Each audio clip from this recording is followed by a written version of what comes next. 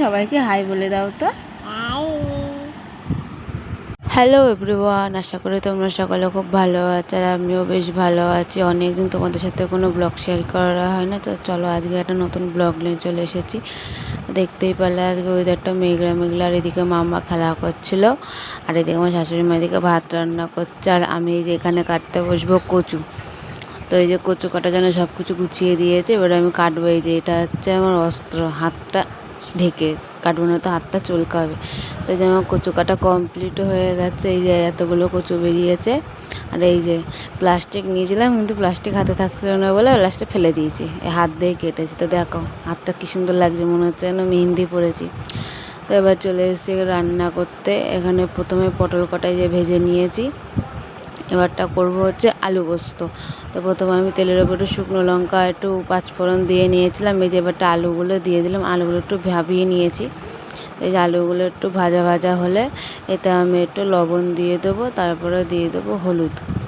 তো ওইদিকে কচুটা হচ্ছে আমার শাশুড়ি মা উনুনে সেদ্ধ করে দিচ্ছে, কেননা প্রচুর কচু তো এই গ্যাসে করতে প্রচুর সময় লেগে যাবে। তো উনি ওইদিকে কচুটা সেদ্ধ করে দিচ্ছে ভালো করে, এদিকে আমি এই রান্নাটা করে নিচ্ছি, তারপরে কচুর শাকটা বসাবো।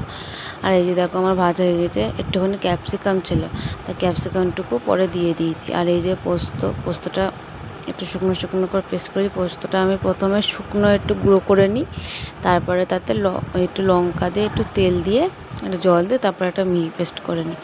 তো এই যে আমার এখানে পোস্তটা দেওয়া হয়ে গেছে। আমি আবার একটু বাইরে গিয়েছিলাম দেখতে যে মাম্মা কী করছে, তো দেখলাম যে না ওর ওই যে চাদর গুটিয়ে খেলা করছে। তো এই যে আবার আমি চলে এসেছি এখানে, এবার পোস্তটা একটু নেড়ে দেবো। পোস্তটাকে একটুখানি ভেজে নিই, তারপর এতে আমি জল দিয়ে দেবো। তো এই যে আমার ভাজা হয়ে গেছে, এবার এতে একটু জল দিয়ে দিলাম।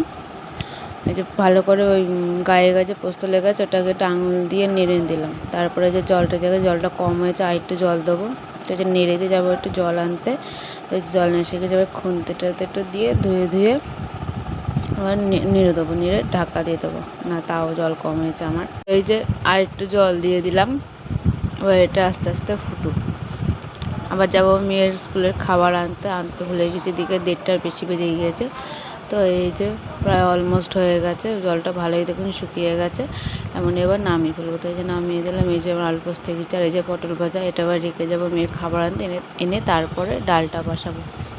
এই যে আমার এখানে ডালও বসানো হয়ে গেছে। একটু শুকনো লঙ্কা একটু তেজপাতা দিয়ে একটু ভেজে নিলাম, তারপরে এতে প্রথমে দিলাম আদা, তারপরে দিলাম একটু রাঁধুনি বাটা, তারপরে দিলাম হচ্ছে একটু মৌরি বাটা দিয়ে ভালোভাবে মশলাটা একটু কষিয়ে নিলাম। তারপরে এতে একটু দিয়ে দিলাম হলুদটা দিয়ে একটু ভালো করে নেড়ে তারপরে হচ্ছে ডালটা দিয়ে দেবো। এই যে একটুক্ষণ ভালোভাবে ভেজে নিয়েছি, এই যে ডালটা দিয়ে দিলাম। জলটা একটু কম হয়েছে, আর একটু জল দিতে হবে। তো এই যে প্রেসার কুকারে একটু জল দিয়ে একটু ভালো করে ঘুরিয়ে জলটা দিয়ে দিলাম। হলুদ দিয়ে দিলাম, কারণ হলুদটা একটু কম কম লাগছিলো, তাই যে হলুদ দিয়ে গেছে। এই যে আমার ডালও ফুটে গিয়েছে, এই যে আমার ডাল রান্না প্রায় কমপ্লিট। চলো ডালটাকে এবার নামিয়ে ফেলি, তারপর আবার তোমাদের সঙ্গে দেখা যাচ্ছে কচু শাক রান্না করার সময়। এই যে আমি এখানে এসে দাঁড়িয়ে রয়েছে, একটুখানি মুখটা দেখালাম তোমাদের। এই যে বাইরে আবার রোদ দিয়েছে। এই যে সব কচু শাক তৈরির উপকরণ সব রেডি করে রেখেছি। এই যে এখানে আদা মৌরি নারকেল কোড়া, ওইদিকে আদা বাটা। তো চলো এবার কচুটা মাখি। এই যে কচুটা সেদ্ধ করেছে ভালোভাবে, কচুর মধ্যে ছোলা দিয়ে দিয়েছে। তো এবারে যে আমার শাশুড়ি মা দিকে বলে দিচ্ছে যে কচুর শাকে কী কী দেবো, ঠিক কেমনভাবে মাখাবো। কারণ এই আমাদের এই কচুর শাকটা তো সব প্রত্যেক বছর না, বছরে একবারই হয় ভাদ্র মাসে যখন আরেহনে লক্ষ্মী পুজো হয়, কিন্তু এবছর আমাদের লক্ষ্মী পুজো হবে না। একটা কারণ আছে, সেটা তোমাদের সঙ্গে পরে শেয়ার করব।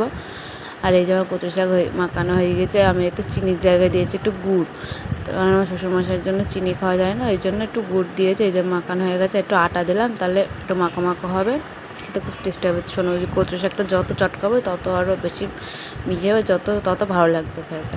তো এই যে আমি চলে এসেছি এখানে আবার গাছ বসাতে। যে উনি পাশে দাঁড়িয়ে রয়েছে, কী দেবো না সব দিয়ে দিচ্ছে একটু। এই যে প্রথমে 2টো তেজপাতা আমি দিয়েছি, উনি কটা শুকনো লঙ্কা দিয়ে দিল। এবার বললো এটাকে ভালোভাবে নাড়িয়ে নাও, নাড়িয়ে তারপর আস্তে আস্তে দিয়ে দাও। তো এই যে আমি সব আস্তে আস্তে দিয়ে দিলাম। এবার চলো এটা এবার নাড়তে থাকি, এবার নেড়ে নেড়ে একদম শুকাবে, তারপরে হবে আমার কচুর শাক। তো বন্ধুরা এই দেখো কচুর শাকটা কেমন কষানো হচ্ছে, এই যে লঙ্কাগুলো দিয়ে দিয়েছি। তো চলো এবার কষাই। এই যে এখনও কচু নাড়া চলছে, নাড়তে থাকো আর নাড়তে থাকো, আর তোমরাও দেখতে থাকো। তো এই যে দেখো আমার কচুর শাক প্রায় বলতে গেলে অলমোস্ট ডান হয়ে গেছে, একটুখানি অবশ্য তুলে দিয়েছি, কেননা বেলা 3টে বেশি বেজে গিয়েছে, আমার শ্বশুরমাকে খেতে দিয়েছে, তো বললো একটুখানি কচু তুলে দাও। তো এই যে আমি আর আমার বর হচ্ছে খাবো বলে সব রেডি করে রেখেছি, এই যে আমি সাজিয়ে রেখেছি, একটা ছবি তুলছিলাম তাই। আর এই যে ওইদিকে আমার মাম্মা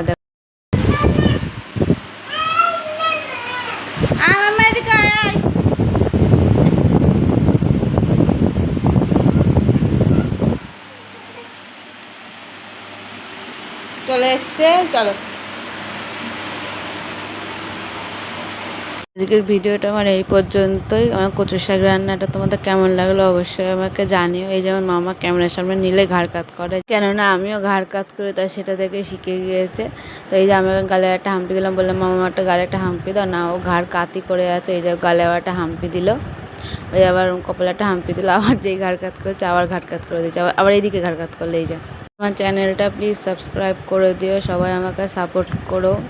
এখানে এখন আমি আর আমার মাম্মা মিলে দুষ্টুমি করে যাচ্ছি, আর ইয়ার্কি মারছি, ও আমার সঙ্গে ইয়ার্কি মারছে। তো এই যে মাম্মাকে বলছে সবাইকে টাটা করে দাও, তো এই যে সবাইকে টাটা করে দিচ্ছে, সবাইকে টাটা বলে দাও তো।